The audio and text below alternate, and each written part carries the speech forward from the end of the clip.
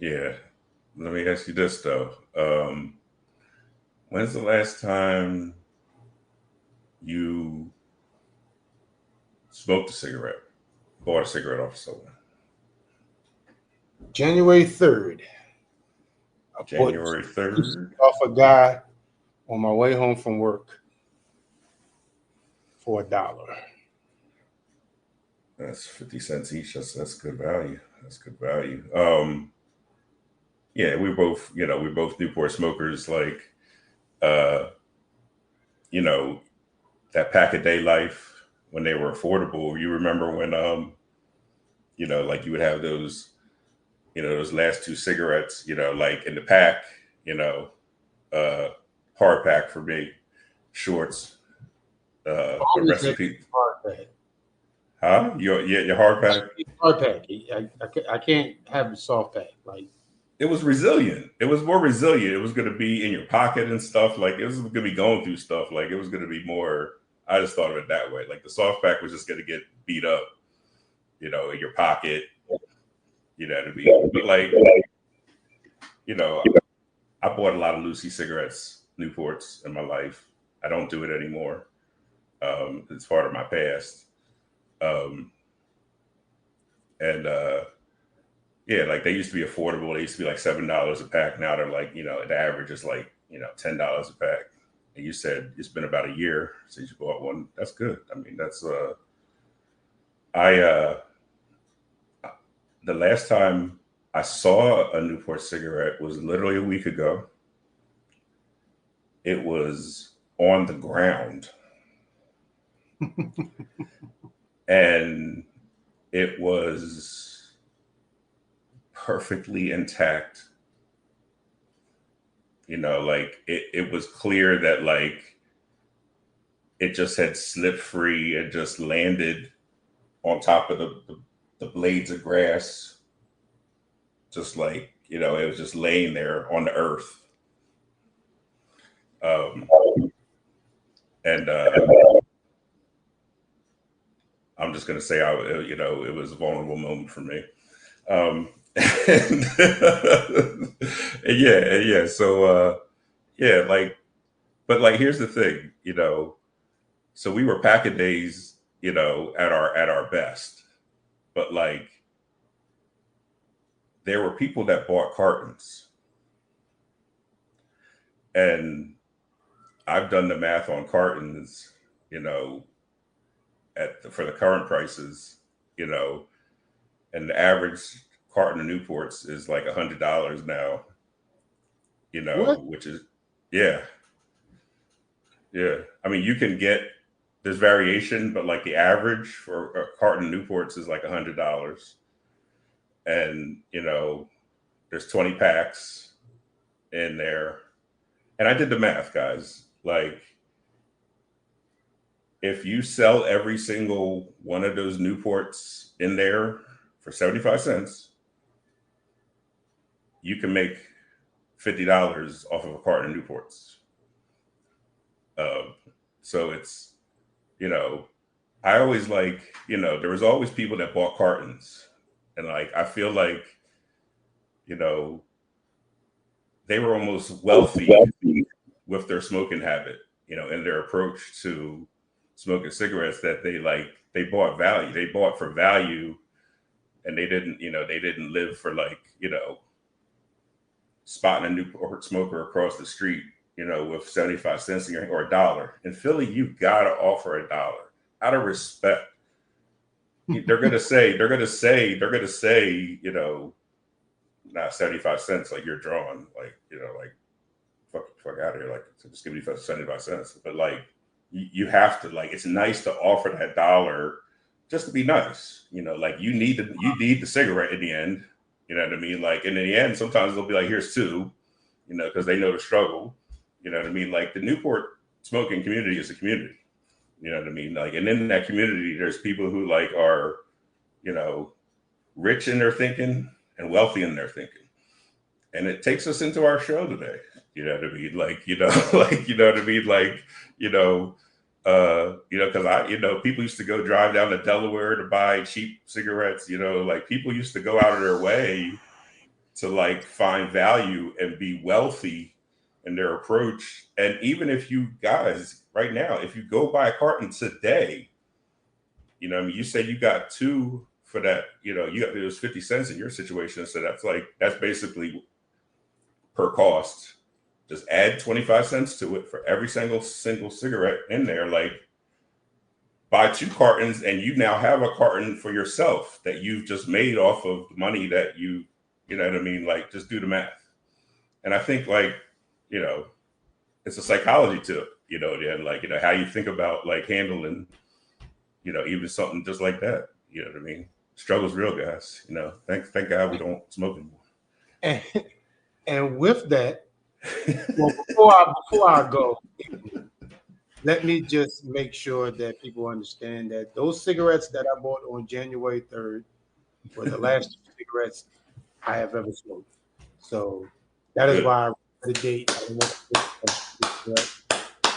I have been successfully able to not smoke another cigarette, even though I've had moments I've gotten close.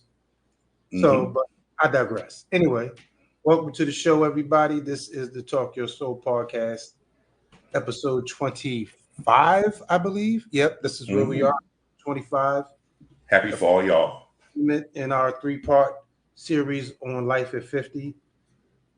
Today, we're going to talk about finances. As you can see, we have a unique perspective to that. But we hope that you can learn something from a couple of unks and OGs.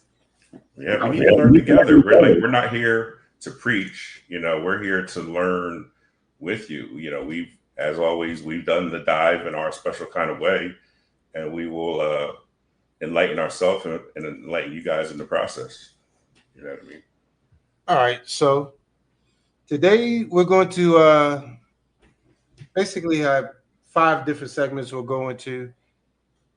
We'll start with resetting the financial mindset. What do you think of that, brother? What are your thoughts? Well, with that, it's discipline. Just like in our example with the Newports, it's applying a certain level of discipline to your life. And, you know, your discipline can be short-sighted or it can be long-sighted, you know? So I feel like that's like the psychology part of it. Like, first of all, you have to make up in your mind psychology-wise if you want to be rich or wealthy. Let's go into a definition of what each are briefly.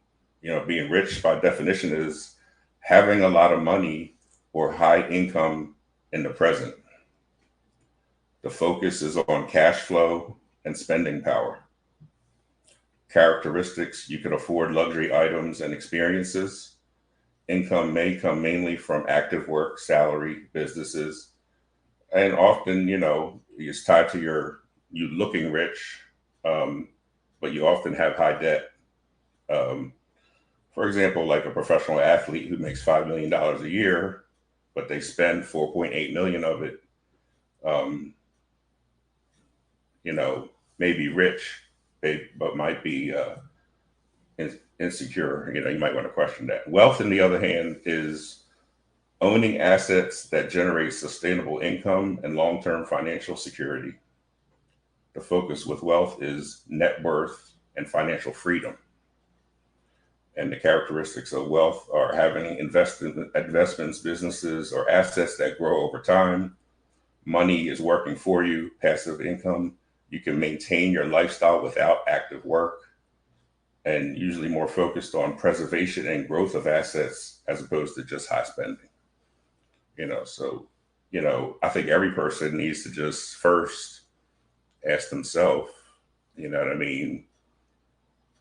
Do you want to be rich or do you want to be wealthy? And, you know, in your current life, are you doing rich things or wealthy things? You know, if I throw the question to you, do you want to be rich or do you want to be wealthy? Well, of course I want to be wealthy. I mean, but it's not for the sake of all those things that you mentioned. wealth is the only way to truly live comfortably. You know what I mean? Like I think being was the term you used before, where you were saying like not debt free, but that's part of it too. But just the ability to maintain your lifestyle, like you said, without active work. Yeah. Now, I would like that, but for me, it's just simply like I don't want to have a mortgage. I want to own a house without a mortgage. I Okay. would like a car that I'm not paying a car note. You Yes. know, those things. That and for me personally, that is enough for me to consider myself okay. Because the two things that you need in life to really branch off and do other things are realistically speaking those two things: a house and a car, or somewhere to live and something to drive. Transportation is essential. Yes. And so Yes. I would like to be in that position. If I could get into that position, then I mean, I'm sure because there are things that I want to do in life that I would need to, like you say, make sure that I can maintain it. But that is the base level where I would be satisfied personally. Just having that. Yeah. But we all got to get there, because like there's nothing worse than, when you're waiting on that check Nothing and worse. like you got to get the last bit of toothpaste out of that drawer, bro. Like you can't be up in people's face with your brush stick. Like you have to brush your teeth, but like you got to get it out. Like we shouldn't be there, guys. You know what I mean? Like we shouldn't, we shouldn't, we shouldn't, we shouldn't, we shouldn't. We should try to like, That's what. you See, I know. have a backup for those moments Okay. because I refuse to be that person. Because I've gone so far as to cut the tube and literally just scoop it out with a toothbrush. But that just seems so degrading. So I have a backup for emergency situations, and that is baking soda. I just Bacon brush my so teeth with it. yeah, I got some in the fridge. I'll keep that in mind. If I ended up getting news. I did get to a new tube of toothpaste, but like, yeah, I definitely will. If I hopefully I won't end up there again. If I'm thinking of my future self, I will plan properly and make sure that that doesn't happen for me again. If I listen to some of the advice from this episode, but like, yeah, like, I'll keep that in mind. I do have some baking soda in the fridge. Baking soda, baking soda. Yep. What's next? Because that's what that's the toothpaste I get anyways, the Arm& Hammer Yeah, baking soda toothpaste. it So, is. Yeah, yeah, yeah. I should just so add that. uh, So you want to be wealthy? Okay. So what's next on your list, or do you want to stay well, I there? want to Do you do you want one me of the to just share me how you might be able to get wealthy? well before we get into that, because I Okay. like I was saying off camera, one of the things that it talks about as a discussion point is the I've got plenty of time thinking, Yeah. and I would like to talk about that. I think a lot of people fall victim to that. Um, as someone who does live check to check, I can say that it may not always be purpose, like purposefully. Sometimes living check to check just puts you in that way, that puts you in that mindset because it's like that's all you could do to like keep yourself from losing your shit is to Yeah. try to be optimistic about the situation. But Hmm. in the long term, if what you want is wealth, even if you want to be rich, like you gotta get out of that because we are running out of time, and especially in the current political condition, we are running out of time. Yeah. We talked about that with the health episode. How at 50, money needs to be allocated for your health. As ailments start to show up in your life, like, unfortunately that becomes part of the budget. So at 50, things like an IRA, things like a 401k, things like a SEP, a pension if you're lucky, and then there's Social Security, and we can come back to any one of those as appropriate. But like, you know, those are the vehicles to think about your future. Um, but if there's someone who's 50 years old in our situation, I've kind of like had ChatGPT go through how we might uh, get to where we want to get to. But is there anything you want to go to before I go down that road? Not at the moment. Okay. You know, so it says like before you're actually like, you know, and let me segue that like my 17-year-old son, I don't talk to him a whole lot, but like when I saw him walk through the kitchen the other day, I told him that I was proud of that he had saved $1,000 towards, you know, wanting a car. And I told him that like that was a very adult skill that like many adults are taught, that like you should have $1,000 emergency fund, you know what I mean, you know, to start, you know, and then start saving, you know, do your other kinds of savings, but it should start with like $1,000 emergency fund. So like that's very Dave Ramsey of me, Xavier Ramsey. That like that's the first rule of that is like, you know, save $1,000. You know what I mean? Like do that. And like so I was proud that as a youngin that he had shown that discipline, you know, and that like I applauded it. But yes, you need to, as far as back to our conversation, you need to assess your current financial picture. Start by getting a clear view of your income, expenses, debts, and assets. Track every dollar for at least 1 month using a simple app like Mint or a spreadsheet. This reveals where money leaks out. Often small habits like dining out or subscriptions, living paycheck to paycheck often stems from not having this visibility. So prioritize it to identify quick wins. Once you have the data, create a zero-based budget where every dollar is assigned to a job, covering essentials first: housing, food, utilities, transportation, and then debt, savings, and fun. Do you want to talk about that first step, or should I just go to the next step? Uh, I agree. I guess. Sounds good, right? Yeah. I mean, it's hard. I don't know. It's because, like I I said, mean, and this is when I say like writing things down, become accountable, like leads to accountability, because like when you do a budget, like you will. I have surprised myself, and like, you know, when I crunch the numbers, just like I crunched the numbers with the Newports for us, like when I crunched the numbers, like I was enlightened. You know what I mean? Just like I hope you guys were with that Newport conversation. That like, yeah, like you could trap Newports right now. And I know a guy who does it. And I always was like, yo, he's on to something. Like it's working for him. Like he's working something by being the Newport guy, the Lucy guy. Like he's on to something. He's on to some wealth. He's on to something wealthy. He's thinking of his future somehow. Um, yes, step two is what I referenced with my son, young Austin. Shout out to him. Cut expenses and build an emergency fund. Live below your means by slashing non-essentials, cancel unused subscriptions, shop smarter for groceries, meal prep, generic medication, negotiate with your bills like insurance or cable. Aim to free up about 10 to 20% of your income, and then direct that money toward the target emergency fund.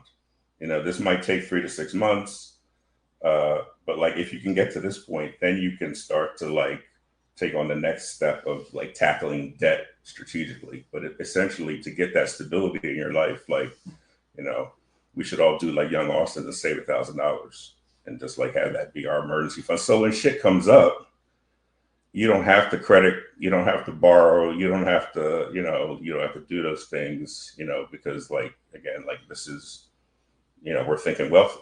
We're thinking about a possible emergency. And then tackle your debt strategically, high interest stuff first, pay minimums, use the debt snowball, a la Dave Ramsey. And then look at increasing your income. Yeah, at some point you're going to have to explain who Dave Ramsey is, because Dave Ramsey is like You know, he used to be on Fox Business with a money show. It was the Dave Ramsey show, You mean and that you loud know, dude? he was bald with the glasses, and like, yeah, like he would just tell you, Yeah, like, you know, put your money in the envelopes. You know what I I mean? thought he is another name, but okay, I knew who you're talking about. No, there's another guy who's more like a stock guy, and then like, you know, then there's Susie Orman. You know what I mean? Like, so like Susie Orman was the original, like, and it was crazy. I used to watch a lot of these financial shows, ironically. You know what I mean? Even though like I like, you know, like, so some of this stuff is old information that I'm rethinking.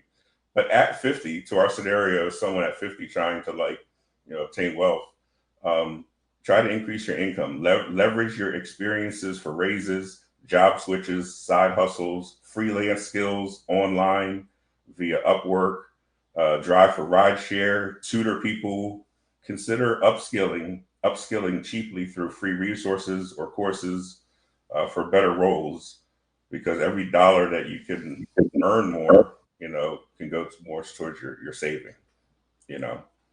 Uh, and then you can think about saving, you know, investing for wealth at that point. That's when we talk about the 401ks and the IRAs at that point.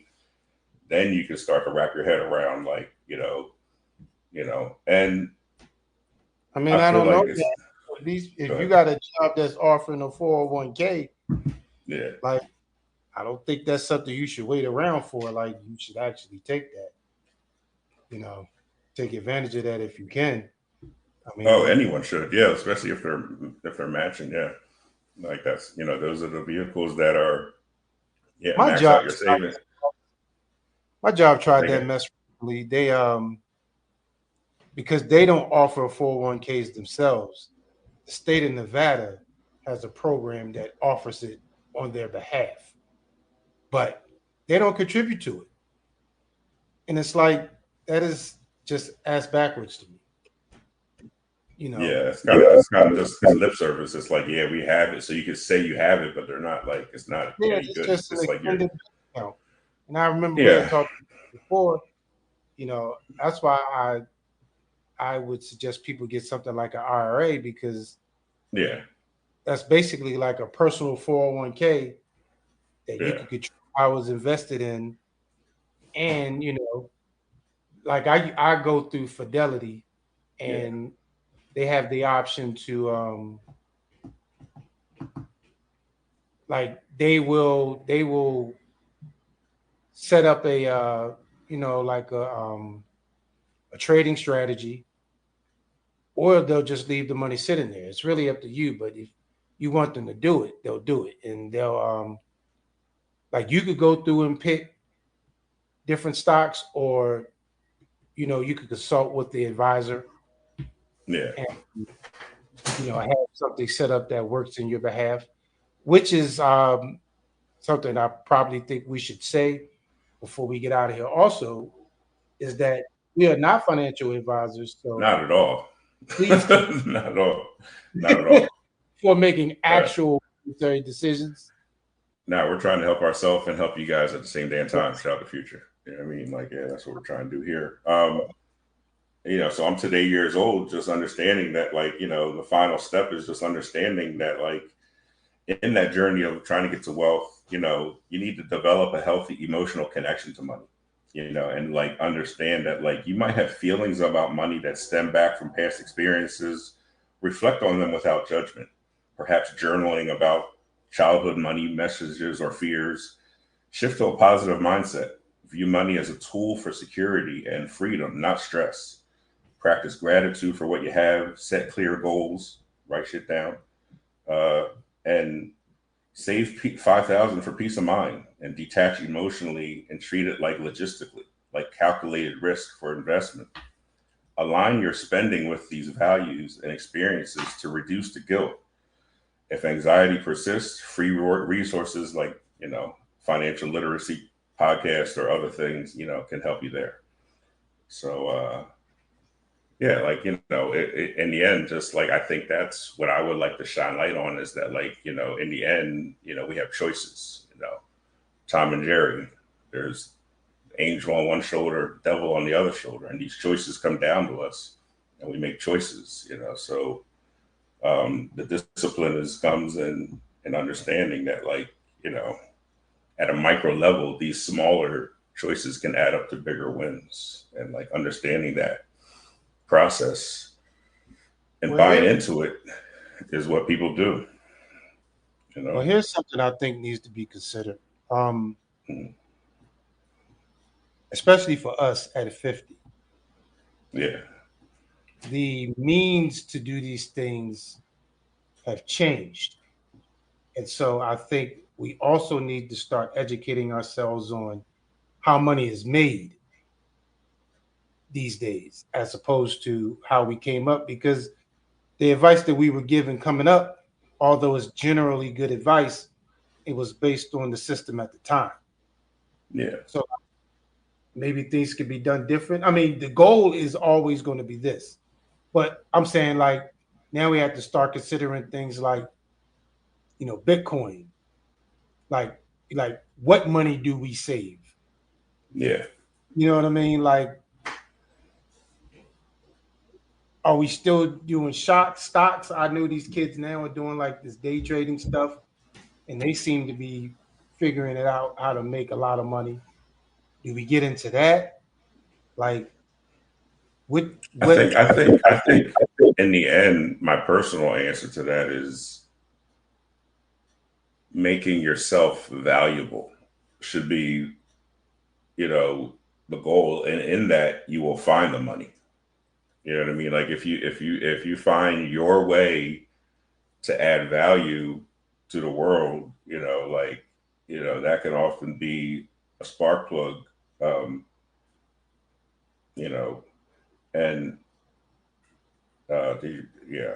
Um, I got something else here. I want to just segue here too. Back to those, you know, the choices. Like, you know, so every time we have these choices and there's discipline, you know, you can spend it all now. You get $3, you can immediately run to the store, buy candy. It's delicious. It's gone in 10 minutes. You put nothing into your wealth jar, it stays empty.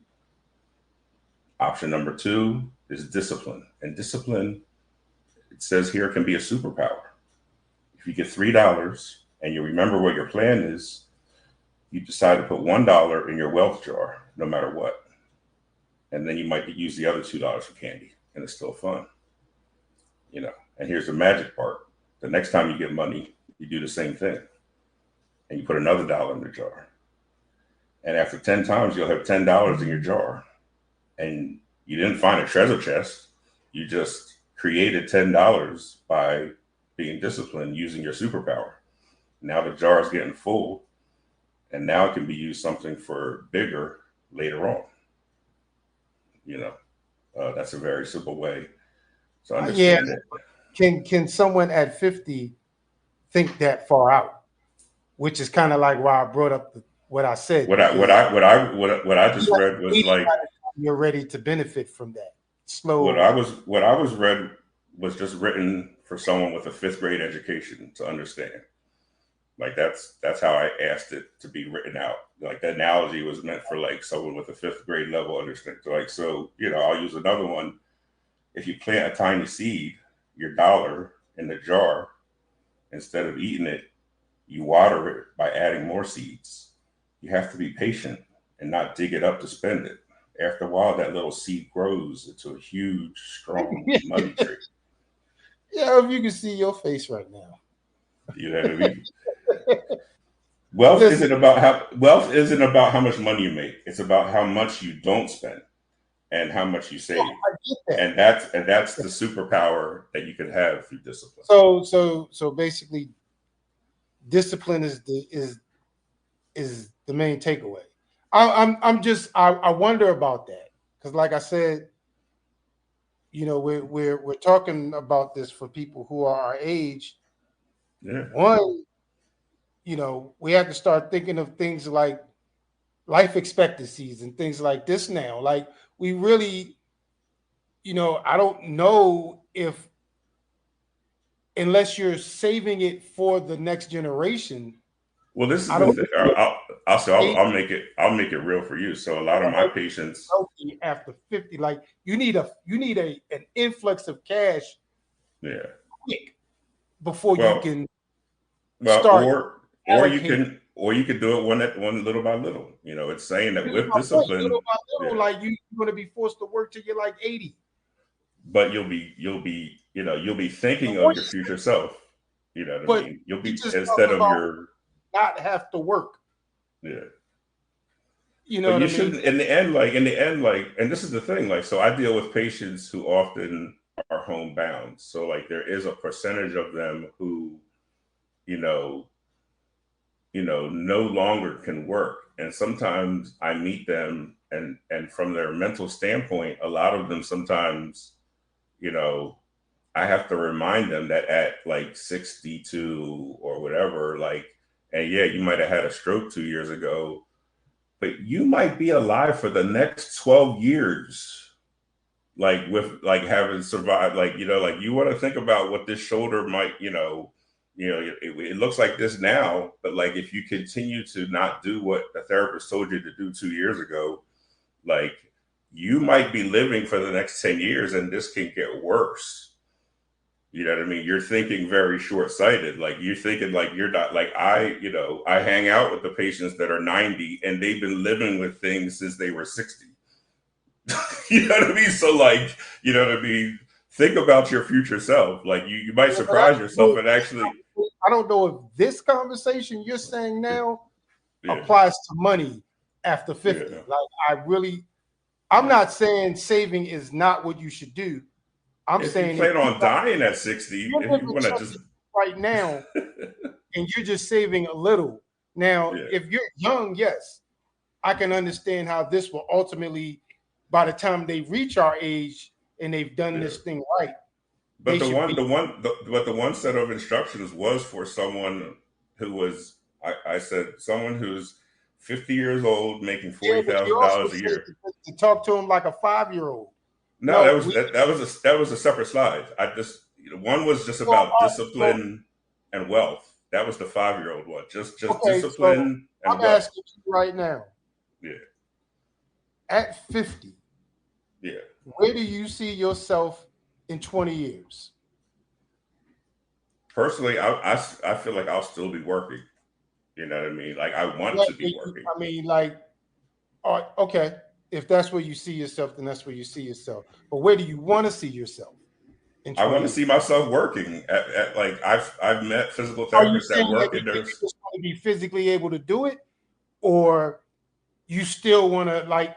I'm just saying that we're talking. I'll tell you why. I'll tell you why. If you let me, I'll tell you why I'm saying it. I'm saying it because like at that age, like I don't mind the concept of still working. I have an uncle that works in his 70s. My mom was working in her 70s. Like sometimes you retire and that mentality makes you retire from life.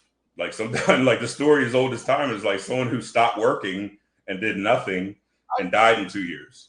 I get that because they were like, so like I want to my mentality is like, yes, I want to be able to be working and like, Okay, but I get that, but not everybody thinks like that. Okay.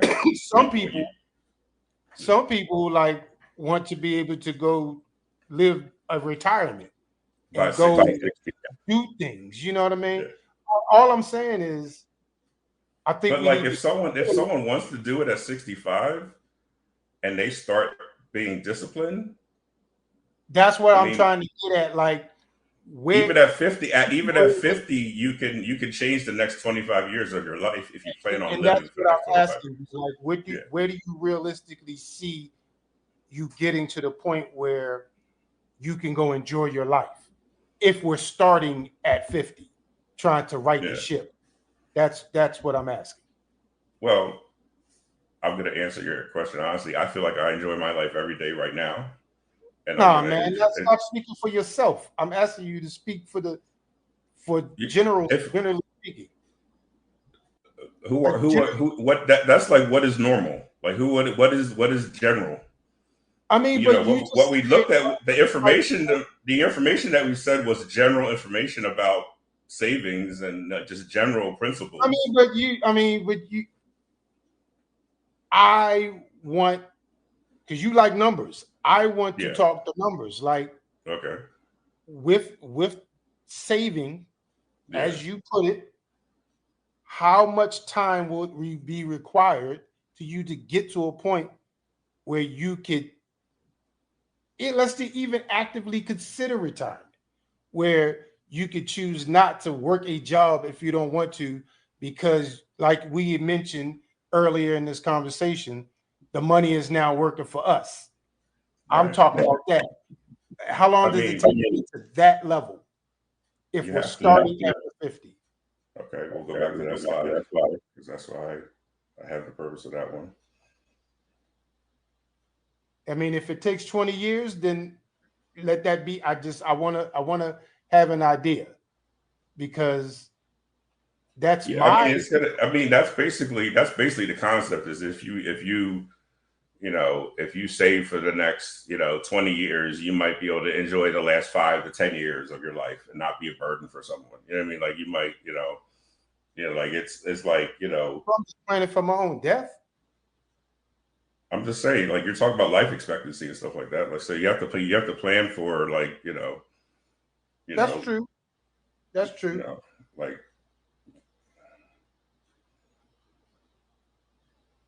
where's the one? Where's the one? Oh, Grok, of course.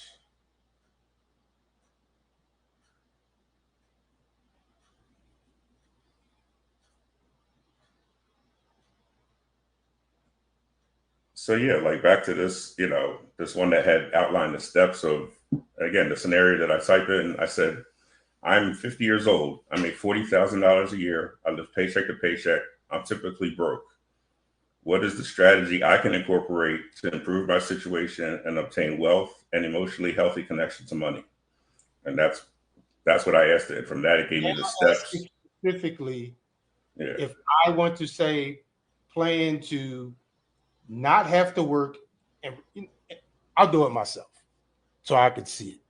You're talking about the investment piece. So like at 50, you I'm just should. trying to figure out I'll how. tell you. Okay. All right. I'll tell you what options are here per this plan. Yes. Once your debt is managed and an emergency fund is set up, you can, through automatic savings at 50, you qualify for catch-up contributions. Up to $7,500 of extra money can be now put into your 401k or $1,000 in your IRA annually, tax sheltered. Your employer may match that, they may not. And then like there's also Roth accounts and SEPs if you're self-employed, or they're basically, again, in the end, these are just all accounts to start to put your money in, for the future. That's how, and like in doing that, yes, that money will grow in the 10 years that you're putting it in there, and the actual amount will grow that you're putting in there too. So yes, it requires patience, and discipline. Still haven't answered Like the question. yes, like if you I did want that, a number. Like, okay. If you want to at that point, you say, I want to retire with $1 million. This is how much I'm making right now. You know what I mean? With better strategies in my life, like how long will it take me to get to $1 million retirement at 75? Since they keep pushing up the age of retirement, let's just say we're going to be done at 75. I I want only $1 million. picked 75 because it's 25 years from now. I'm just Because saying, I'm like, okay, like let's do the 25. numbers. Like let's put that into this. I want to make $1 million. With this same scenario, I can screenshot this scenario for the person we're talking about and say, now I want that person to have $1 million. How long is it going to take them to get there with these same strategies? And it'll answer me. So like, yeah, the answers are there. We just have to like want to see them and do Okay. them. Like I said, I'll pull it up myself. Okay.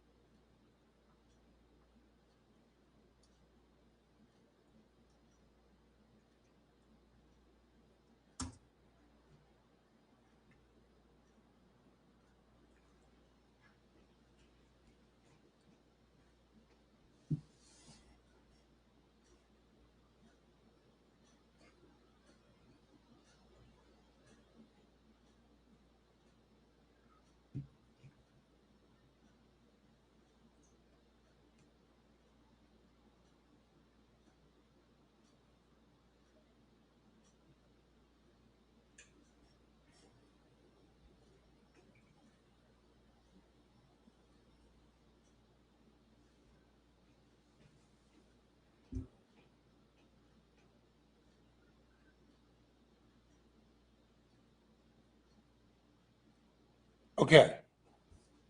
This is kind of what I was looking for right here. It says saving about $15,000 a month.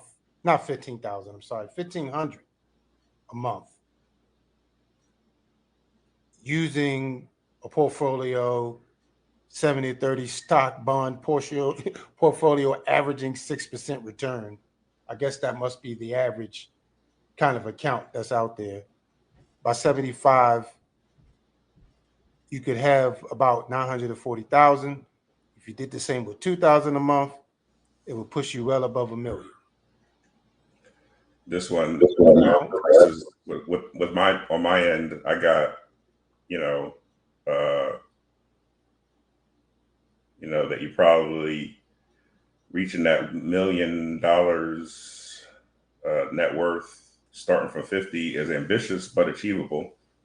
But it said that like more so if you started saving 10 racks a year, you would hit $1 million at age 81. And personally, my goal isn't to have $1 million saved.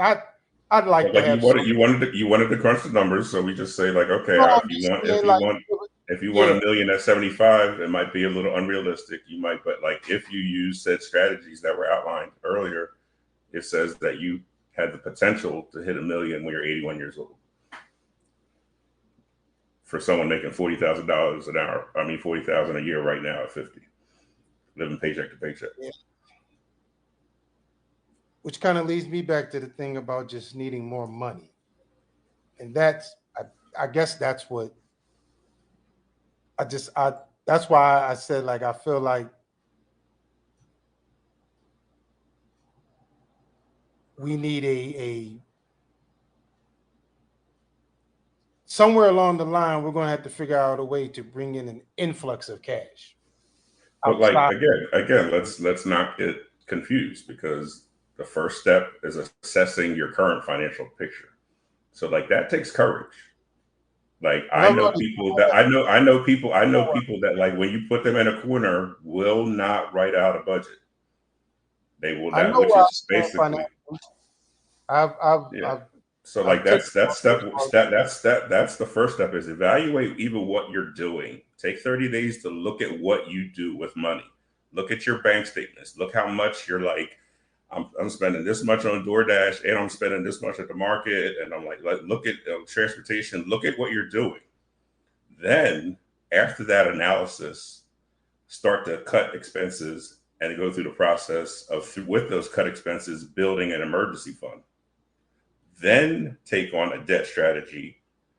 Then think about increasing your income through side hustles, it'll be like so. And then, you'll get to the start of the money of like, putting into these assets that could, build a nest egg for when you're older.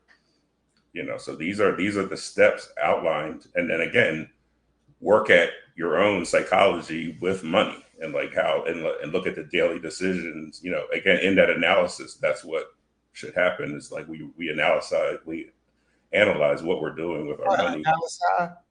Yeah, psychologically, like on payday, you can see how we act on payday, and you can see how we act on the day before payday. You can see that if you look at what you've been doing for 30 days. If you look back, you can actually make progress. I know exactly how much I have to be acting at 8 o'clock, and that is frustrated as I watch the money. I just hand the money out like I'm paying tribute to the fucking the fucking Godfathers. You know what I mean? Just handing out tribute after tribute. But when it comes to everything you're doing, you need to sometimes do it strategically, and buy in bulk. You need to reanalyze, like run into the corner every day to take care of something, or just like taking care of it another way. Got to think outside the box, guys. And on that note, again, consult a real financial analyst. Yeah. But we have definitely given you an idea of what you can do. And if you are not 50 and you are young and you are seeing this, don't end up like this at 50. Like do this when you're 30. Yes, do it when you're 40. So you don't have to be when you get 50. Yes, that's our wisdom for you. Peace and blessings. Peace.